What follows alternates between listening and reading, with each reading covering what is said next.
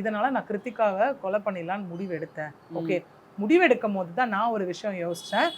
என் வீட்ல வச்சு நான் இதை பண்ணேன்னா நான் மாட்டிப்பேன். புரியுது புரியுது. மாமனார் வீட்ல இதை வச்சு நான் பண்ணேன்னா யாருக்கும் சந்தேகம் ஈஸியா வராது. இருக்கும். ஸோ இங்கே தான் அந்த மெடிக்கல் விஷயத்தை தாண்டியும் போடப்பட்ட பிளான் இதுதான். Okay okay. இன்னைக்கு ஒன்றும் இல்லை, இப்போ ஒரு பொண்ணு இறந்துட்டாங்கன்னா மெயின் காஸ் எங்கே இறந்தாங்கன்ற ஒரு விஷயம் இருக்கு இல்லையா?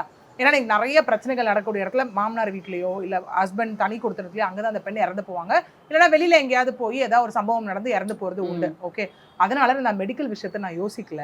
ஓகே, மாமனார் வீட்ல வச்சு நான் வந்து கொலை பண்ணிடலாம் அப்படின்னு யோசிச்சேன்னு சொல்றாங்க. சரி, நீ என்ன பண்ண இதுக்கு? ஓகே, ஏன்னா இதுல வந்துட்டு போஸ்ட்மார்டம் ரிப்போர்ட்ல வந்துட்டு நீ இந்த மாதிரி மயக்க மருந்து தான் கொடுத்து கொலை பண்ணுன்றது, ஆர்கன்ஸ்ல டெபாசிட் ஆயிருக்குன்றது தெரிய வந்தது. நீ என்ன பண்ணன்னு கேட்கும்போது அப்பதான் அந்த பர்சன் சொன்னது அவ்வளோ பிளான்டா இருந்தது.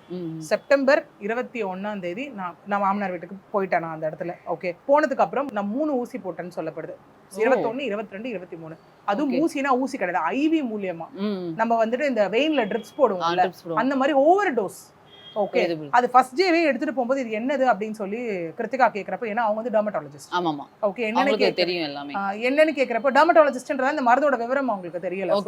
என்ன இது போடுறீங்க அப்படின்னு கேட்கும்போது, இல்ல இந்த மாதிரி உன்னோட இந்த பிரச்சனைகளுக்காகலாம் நான் இது போடுறேன், வாயு தொல்லை, லோ பிபி, அஜீரண கோளாறுக்காக நான் இது போடுறேன்னு சொல்லும் போது கிருத்திகா வந்துட்டு இந்த மாதிரி எல்லாம் மருந்து போட மாட்டாங்களே அப்படின்னு கேட்கும்போது, இல்ல நான் உன்னுடைய கணவர் தானே, நான் போடுறேன், உன்னோட நல்லதுக்காக தான் போடுறேன், சரியா சொல்லும் போது எக்ஸாக்ட்லி அவங்க கணவரை பிளைண்டா நம்பிட்டாங்க.